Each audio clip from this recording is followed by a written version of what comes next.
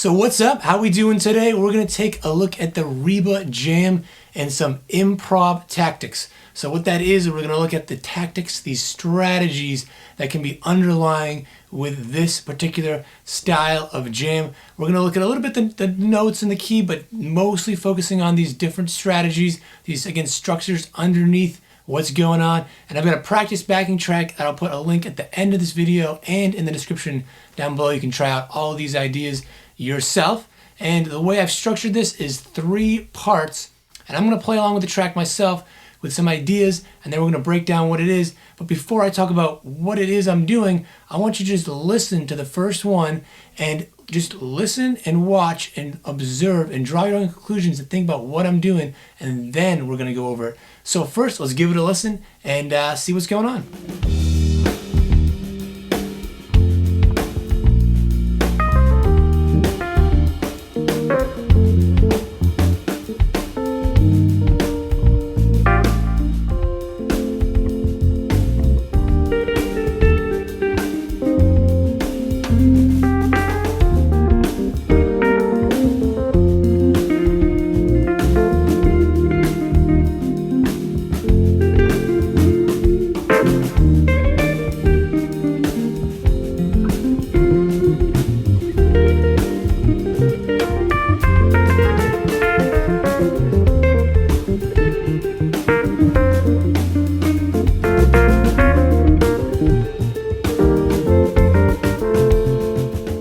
So the main improv tactic, what I call, is climbing on this one. This is, a lot of Phish jams can go in a million different directions, but the Reba jam is kind of like set that it's this one structure that's always climbing. And specifically within the tactic I call climbing, I call it the escalator. It just kind of keeps going up. It's like it goes smoothly up and then it kind of levels off sometimes, and then it keeps going smoothly up, and once in a while they might do a little different, but the vast majority of what I've heard, it follows that climbing escalator approach. So how can we do this? What did I do in this first time through to get that approach? Well, I, first of all, didn't play for a while. So to really start, low, you want to get high, you just start really low. The lowest place you can start is just don't even play at all. We're always so focused on just playing all the time, but leave some space in there and just start off with space. It makes the listener, it creates tension. Once the listener wants to hear the guitar get going. So leave some space there and then play clean. It doesn't have to be super clean, but think about whatever you want to do, not just to think about exactly what Trey's doing, but what you want to do. You want to go to get to a high peak, so start at your lowest point, so your cleanest sound, even if it's a little dirty, but start clean. So just dial in some clean sound, and that's helping us lay the framework to build up there. Now what's going on here? This song musically is E flat to F, right? But really I hear it more, it stresses an E flat major 7. It's not just a regular E, which is easy to miss that because Trey typically doesn't play chords too much. He just gets right into the single notes. But I hear Paige a lot of times kind of hitting that, not the whole time, but stressing that major 7. That's just putting a D right behind the E flat, a D. That major 7 makes it a little jazzier into an F. So what key is it? I think of it as E flat Lydian, but you can also think of it as F mixolydian. Both the same thing, same notes, just stressing, kind of like you're focusing on one root over the other. You're focusing on E flat for that one, or F for F mixolydian. But in the end, it's all from the B flat major scale. So if those things are confusing for you, especially if you don't know modes at all, but you maybe know the major scale, just think of it as B flat major. And so what I did is I just focused on right around here, just this section right here, right? And one thing that I started off, as I started looking real simple, and started off with a theme. So don't just play noodling, but I started, by repeating stuff, going like,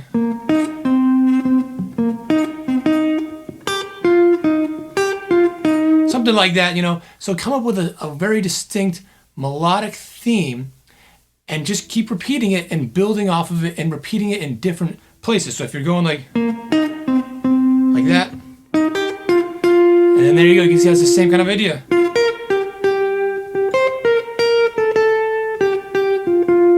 that. So try to come up with these little melodic things. And the other thing from being melodic is thinking about not just note-wise melodic, but being rhythmically melodic, something I like to really focus on a lot. So thinking about if you've got like a, if that's like your rhythm, like, and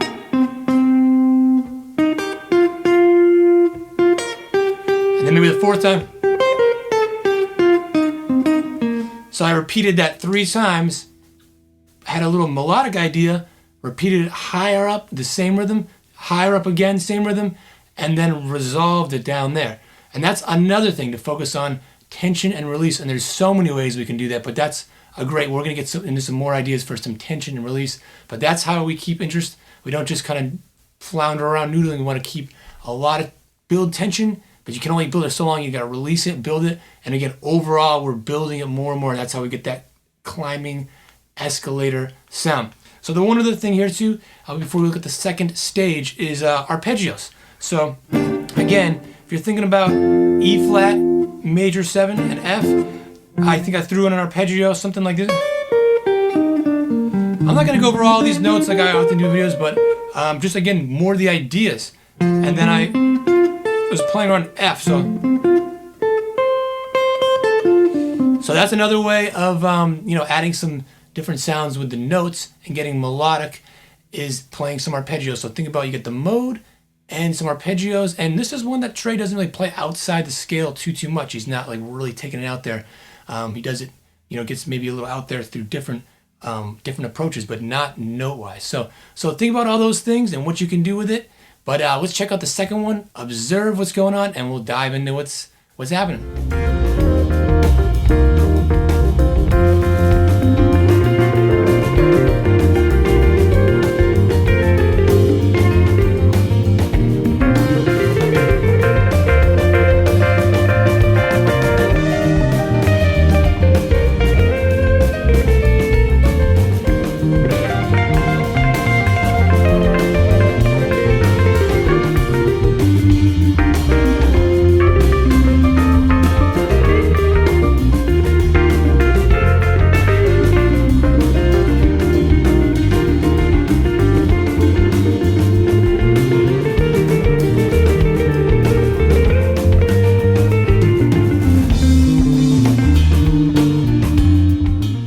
So the first thing I'll talk about is the tone.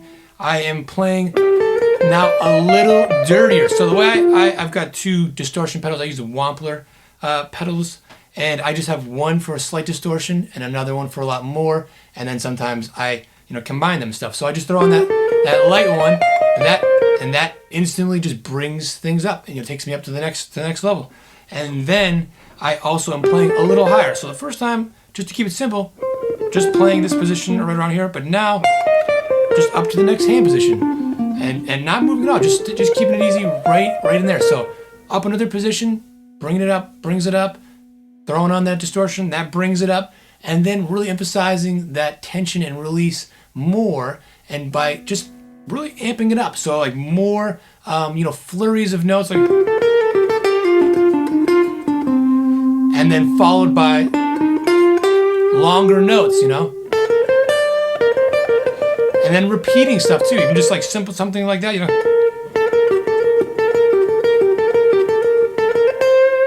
and then resolving it. And then another little thing too is not always just playing up and down the scales, but really, going like skipping these 2 notes in the scale, using some weird intervals. That's a way of playing out there. Again, like I said before, in this one, and typically in Reba, Trey doesn't play outside the mode, too much, and especially compared to a lot of other jams. But one way of sounding out there is to skip around the notes. So if you're playing this spot here, instead of that, but going, or even more, which he doesn't typically play, maybe that, but you just do little elements of it,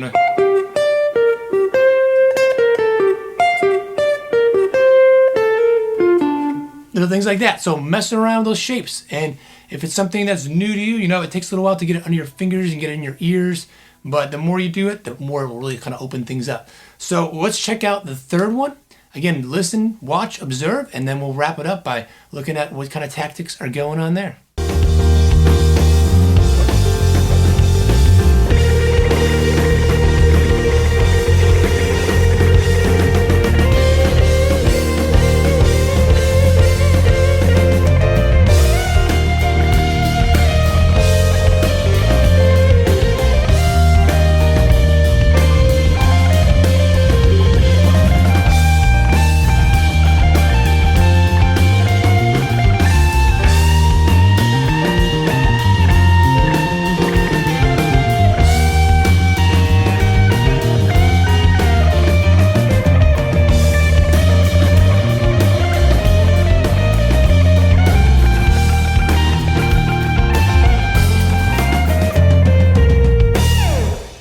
So this one, as you can guess, more distortion. So now I've got both my pedals on, and I'm also playing a higher position. So I'm playing the next one up right here.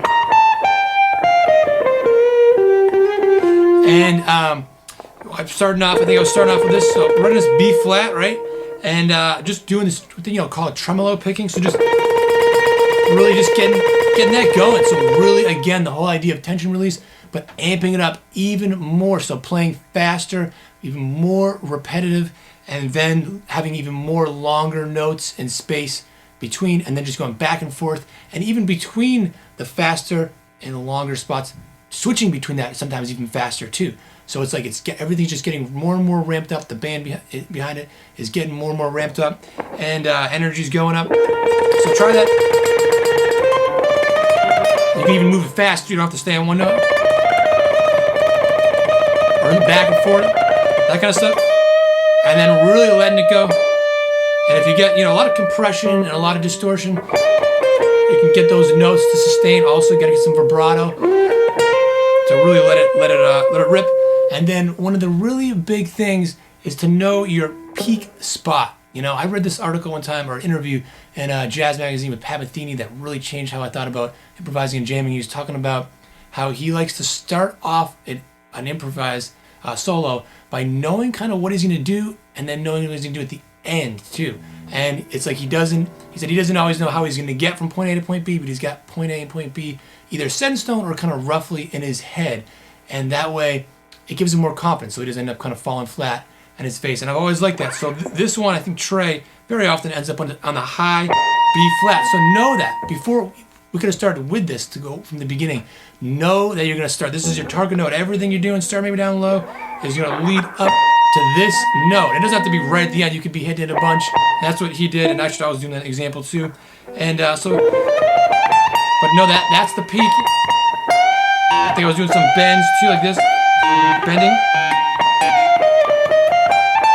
And then at the very end, hits that, ends it. So really know your high spot. You could go, a little lower. You could go up to the high D or whatever. If you got more frets, whatever it is. But beware of knowing that. So that is an improv tactic I call the climax. That is, of course, any big jam gonna have that big climax spot. And if you know, again, roughly what you're gonna do for that, that can be a big, big help. So that's it. Just some rough ideas talking about the tactics underneath Reba. But hopefully that helps, and we'll give some more shape to things. But if you want to try it out with the track now, I got a practice backing track over here, and you can follow along with the scales and all that stuff and try imploring these tactics. And I will really hope give some shape and give that escalator, and I'll hopefully see you in the next video.